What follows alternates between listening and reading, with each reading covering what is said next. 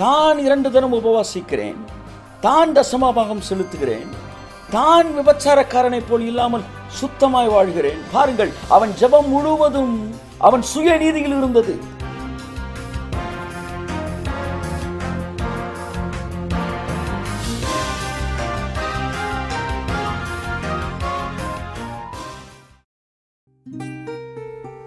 காலை வந்தனங்கள். இயேசு கிறிஸ்துவின் நாமத்தினாலே மறுபடியும் உங்களை இன்று உங்களோடு என்கிற இந்த நிகழ்ச்சியிலே சந்திப்பது எனக்கு மிக்க சந்தோஷம். மெய்யாகவே முகநூல் நேயர்களாகிய உங்களுக்கு ஆசீர்வாதமாக இருக்கும் என்று கர்த்தருக்குள்ளே நான் நம்புகிறேன்.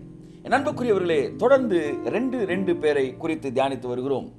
2 மனிதர்கள் வீடு கட்டினார்கள், 2 ஸ்திரீகள் எந்திரம் மறைத்தார்கள், 2 பேர் படுத்து கொண்டார்கள், 2 பேர் வயலிலே வேலை பார்த்தார்கள், 2 பேர் தேவாலயத்திற்கு ஜெபிக்க போனார்கள். இவர்களிலே ஒருவர் அங்கீகரிக்கப்படுகிறார்கள், இன்னொருவர் அங்கீகரிக்கப்படுவதில்லை. இன்றைக்கு உங்களோடு நான் பகிர்ந்து கொள்கிற வார்த்தை, 2 பேர் தேவாலயத்திற்கு ஜெபிக்க போனார்கள். ஆகவே இந்த 2 பேரும் விசுவாசிகளாகத்தான் இருக்க வேண்டும் என்பதில் எவ்விதமான சந்தேகமும் இல்லை. ஒருவன் திரையரங்குக்கு செல்லவில்லை, ஒருவன் தேவாலயத்திற்கு செல்லவில்லை, இருவருமே தேவாலயத்திற்கு சென்றார்கள். ஆனால் வேதம் தெளிவாய் சொல்லுகிறது, இயேசு கிறிஸ்து சொல்லுகிறார், அவர்களில் ஒருவனே நீதிமானாக்கப்பட்டவனாய் திரும்பி வந்தான், இன்னொருவன் பாவியாகவே திரும்பி வந்தான் என்று வேதம் சொல்லுகிறது. என் அன்புக்குரியவர்களே, ஆகவே விசுவாசிகளுக்குள்ளே ஒரு கூட்ட ஜனங்கள் தேவனை சரியாக ஆராதிக்கிறார்கள், ஒரு கூட்ட ஜனங்கள் தங்கள் சுய இஷ்டமான ஆராதனையை தேவனுக்கு படைக்கிறார்கள் என்பது இதிலிருந்து மிகவும் தெளிவாய் தெரிகிறது. இங்கே 2 மனிதர்கள் தேவாலயத்திற்கு ஜெபிக்க செல்கிறார்கள். ஆகவே இருவரும் நிச்சயம் நீதிமான்களாக, மன்னிக்கவும், இருவரும் நிச்சயம் பக்திமான்களாகத்தான் இருக்கிறார்கள். இங்கே யார் பக்திமான் என்பது முக்கியம் அல்ல, யார் நீதிமான் என்பது முக்கியம். இருவரும் கடந்து சென்றார்கள். முதலில் ஒருவன் ஜெபித்தான், அவனுக்கு பெயர் பரிசேயன். இந்த பரிசேயன் இவ்விதமாய் மக்களால் மதிக்கப்பட்ட ஒருவன் தேவாலயத்தில் ஜெபிக்கிறான். இதைத்தான் தேவன் சொன்னார், மனுஷனால் மேன்மையாக கருதப்படுகிறவைகள் தேவனால் அருவருப்பாய் கருதப்படுகிறது. என் அன்புக்குரியவர்களே, இந்த பரிசேயன் தேவாலயத்திற்கு வந்தான் ஜெபிப்பதற்கு. ஒரு ஆயக்காரனும் தேவாலயத்திற்கு வந்தான். அந்த பரிசேயன் ஜெபித்தான், தேவனே, நான் பரிகாரர், அநியாயக்காரர், விபச்சாரக்காரர் ஆகிய மற்ற மனிதர்களைப் போல் இல்லாதபடினாலும், இந்த ஆயக்காரனைப் போல் இல்லாதபடினாலும் நான் உம்மை ஸ்தோத்தரிக்கிறேன். என்னை இதுவரைக்கும் நீர் நீதிமானாய் இருப்பதற்கு நீர் உதவி செய்திருக்கிறேன். நான் வாரத்தில் 2 தரம் உபவாசிக்கிறேன், என்னுடைய எல்லா சம்பாத்தியங்களையும் தசமபாகம் கொடுக்கிறேன் என்று ஜெபித்தான்.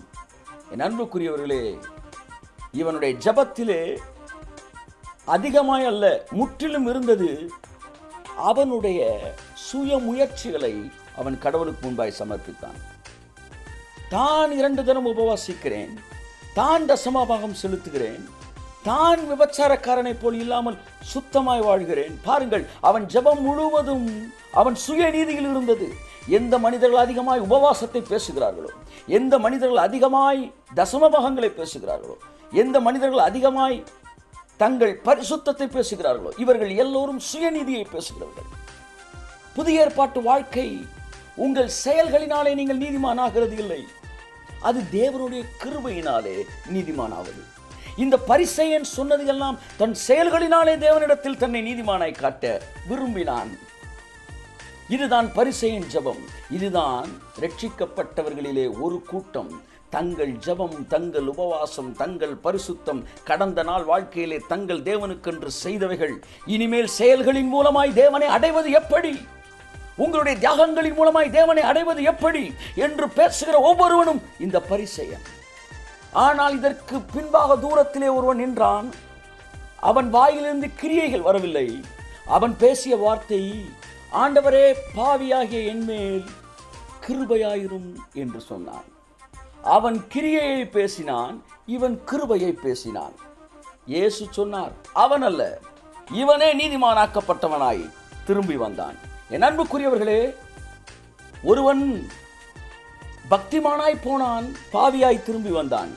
ஒருவன் பாவியாய் போனான், நீதிமானாய் திரும்பி வந்தான். நீங்கள் கிரியைகளை பேச பேச தேவனால் ஒதுக்கப்படுகிறீர்கள். நீங்கள் கிருபையை பேச பேச தேவனால் அங்கீகரிக்கப்படுகிறீர்கள். ஒருவன் கிரியையை பேசினான், அவன் அங்கீகரிக்கப்படவில்லை. ஒருவன் கிருபையை பேசினான். நீங்கள் எப்படி போடப்பட்டிருக்கிற அஸ்திவாரமாகிய இயேசு கிறிஸ்துவை அல்லாமல் ஒருவனும் தன் சுய கிரியைகளினாலே தன் ஆவிக்குரிய வாழ்க்கைக்கு அஸ்திபாரம் போட முயற்சி செய்வது முட்டாள்தனமானது என்பதை இந்த இடத்துல இயேசு மிக தெளிவாய் சொல்லுகிறார். என் அன்புக்குரியவர்களே, கிரியைகளை பேசுகிறவர்கள் பேசிக்கொண்டே இருக்கட்டும், ஜெபத்தை பேசுகிறவர்கள் பேசிக்கொண்டே இருக்கட்டும், உபவாசத்தை பேசுகிறவர்கள் பேசிக்கொண்டே இருக்கட்டும். அவர்கள் எவ்வளவு பெரிய மத தலைவர்களாக இருந்தாலும் நீங்கள் அதை குறித்து கவலைப்பட வேண்டாம். ஏனென்றால் உங்கள் இயேசு கிறிஸ்துவே தைரியமாய் சொல்லிவிட்டார், உங்கள் இயேசு கிறிஸ்துவே உறுதியாய் சொல்லிவிட்டார், அவன் அல்ல இவனே நீதிமானாக்கப்பட்டவன். எவனவன்? ஆண்டவரே, உம்முடைய கிருபையினால் நிற்கிறேன், சிலுவையிலே நீ செய்து முடித்த இரத்த புண்ணியத்தினால் நான் நிற்கிறேன் என்று நீங்கள் சொல்லுவீர்கள் என்றால் நீங்கள் நீதிமான்களாக்கப்பட்டிருக்கிறீர்கள். கர்த்தர் உங்களை ஆசீர்வதிப்பார். God bless you. மறுபடியும் சந்திப்போம்.